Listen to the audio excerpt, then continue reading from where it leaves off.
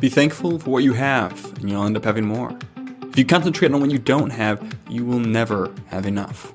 Oprah Winfrey. Many of you probably remember the name Dan Jansen. He was an Olympic speed skater, and he competed in 4 Olympics back in the 80s and 90s. He competed mostly in the men's 500 meter, but also in the 1,000 meter, which he did okay in. But the 500 meter was his event. In fact, at the time, 5 of the world record speeds for the men's 500 meter were all held by Dan Jansen. He was the fastest man alive over 500 meters on skates. He could seemingly beat anyone alive. But one thing seemed to continually elude him, and that was an Olympic medal. No matter what happened, he just could not seem to win in the Olympics. He could win in all kinds of other events, setting all kinds of world records, but could not win in the Olympics. And he would not be satisfied without an Olympic win. He competed in 4 Olympics, and he failed in the first 3 to win any medals at all, let alone gold. Even though he had the 5 fastest records in the world, he could not pull off the Olympic win. Finally, his 4th and what he knew would be his last Olympics came along in 1994. And in his event, the 500 meter, he came in 8th place. Dan Jansen was at the top of his game, but because one thing eluded him, he could not and would not be happy. He was missing one thing. Or so he thought. There's this phenomenon known to humans as hedonic adaptation, or the hedonic treadmill. And this is the phenomenon that where no matter what we get, any success or money or possessions, no matter what it is, we will always eventually get used to the new and exciting things that we have, and they will become old and rote. And we will need something bigger and better and faster and shinier to make us happy again. We adapt to our environment. No matter how successful or rich we become, we will eventually get used to it and get bored of it. Black Friday is a tremendous example of this. On the day where we are supposed to take time to be thankful for everything we have, people line up to bust down doors at 6 p.m. to get more stuff.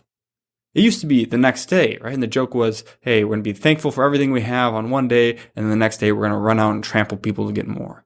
But it's not even the next day. It is the day. The day we are supposed to be thankful for what we have. People line up for hours and hours and hours to get more and more stuff. And it won't be enough. The new iPhone will become an old iPhone. The large high-definition TV will become small and or fuzzy compared to the next new ones that come out. The brand new car with the larger-than-life bow on top will get dusty and need repairs. It will never be enough. But what if there was another way? What if happiness didn't come from more things? Surely success then. Not material things, but success will bring us joy. More success and more success, bigger promotions, more responsibilities, a larger company to manage, more success. If we could just have a bit more money, a bit more success, then we could be satisfied. Then we could be happy. After winning 5 Super Bowls, Tom Brady purportedly said that there has to be more to life than this. People think that Jeff Bezos and Elon Musk are rich now at around $150 billion apiece, but the richest man in history is considered to be John D. Rockefeller. At his death, he was estimated to have, in today's dollars, $420 billion in net worth. That's nearly 3 times the richest person now. He was asked at one point, John, how much more money do you need to get to be happy? He was already the richest man in the world many times over at that time, and he was asked, how much more do you need to be happy? His response, just $1 million more. $420 billion, and he just needed a little bit more to be happy. Even success, with the wrong mindset, does not bring happiness. But what if there's another way? What if fullness of joy could be had? What if there was another way? Gratitude is the way. To be truly thankful for what we have and to express that gratitude to and with others is the way. It helps us to enjoy what we already have. And because we already have so much, we can have much joy. It doesn't matter how much stuff you acquire or even how successful you get. If you don't have gratitude, if you don't realize what you have, you will never be happy.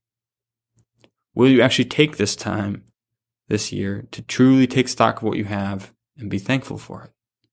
Beyond that, will you express that gratitude to and with other people? Will you take it one more step? And will you allow that gratitude to change your mindset and therefore change your ways? Do we really need more? Maybe we already have enough. Maybe we need to learn to enjoy what we already have. Gratitude is the way. There's an interesting book that I've read lately called The Gap and the Gain by Benjamin Hardy and Dan Sullivan. The book is for high achievers and how they often are not happy, not satisfied no matter how much they achieve. These men are coaches with high achieving people, very successful, very wealthy individuals to help them take them to the next level. And what they observed over and over again is that many of these people are not happy. And part of the reason is that they are constantly living in the gap. You see, we have this ideal that we have, this ideal person that we aim to be, and we are always measuring ourselves towards that ideal. And when we see that ideal self and we see where we're at now, we see a gap. And we're constantly living in that gap, trying to close it, trying to get to that ideal person. Whether it's an ideal look or an ideal amount of money or an ideal level of success or an ideal amount of possessions and things and prestige, there's always something that we want more. We always want more of that thing. The ideal is always out there, and we are constantly measuring ourselves to that ideal. And therefore, we live in the gap between where we are now and where we think we need to be happy. However, if we look the other way and we see how far we've come, and we look at the gain that we've made over those years or decades, then that changes our perspective. If we choose to live not in the gap, but instead choose to live in the gain and to take time to reflect on how far we've come, on what we've accomplished and what we've done, and the relationships that we've built, then we can start to have true happiness. If we pause to look back at the gain with gratitude, we welcome joy into our lives. Gratitude is the way. In the spirit of reflecting on what we have to be grateful for and expressing it to others, this is what I'm thankful for. A relationship with Jesus, that I get to spend time with Him every day and with other people who enjoy Him with me. It's not something I have to do, it's something I get to do. He's done so much for me, and I appreciate the work in my life and in the lives of those around me. Could not be more grateful. I'm grateful for my wife. She's the best of all time. Sorry to all of those out there who are married, but I actually have the best one. Her qualities are numerous, and I could go on and on and on about how special she is to me. I'm grateful for my daughter, who's almost 2, and whose favorite thing in the world right now is to wrestle downstairs. I'm going to go do that later tonight after work, and I'm very excited to do so. Could not be more grateful for the little joy that she is in my life. I'm also grateful for my other daughter, who we will meet soon. I'm grateful for my community, my friends, my partners at work, and those who gather around to support me and whom I can support. I'm grateful for my mind that functions well. I'm grateful for my body that is healthy, strong, and able.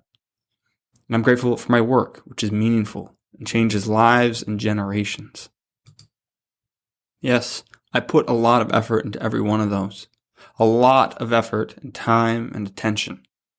These things don't happen by accident, but I can and am still grateful for all of them and for the parts of each of those that I cannot control. Being grateful helps me to enjoy them more. and it helps me to be better at all of them. Don't take them for granted. Do give them gratitude. Last event in the 1994 Winter Olympics, the 1,000 meter skate. This is Dan Jansen's worst event that he competes in. He already lost hope of winning any Olympic gold when he came in 8th in the 500 meter. Before the race, he decided to stop focusing on the one thing that he was missing that he thought he needed for fulfillment and happiness. He chose instead to focus on everything that he had. His family, his coaches and supporters who had poured so much into him, his love for the sport and his life. It didn't matter if he won. He realized he already had everything he needed, and that was enough for him. Dan Jansen won the gold medal in that event, and setting an all-time world record speed in the process.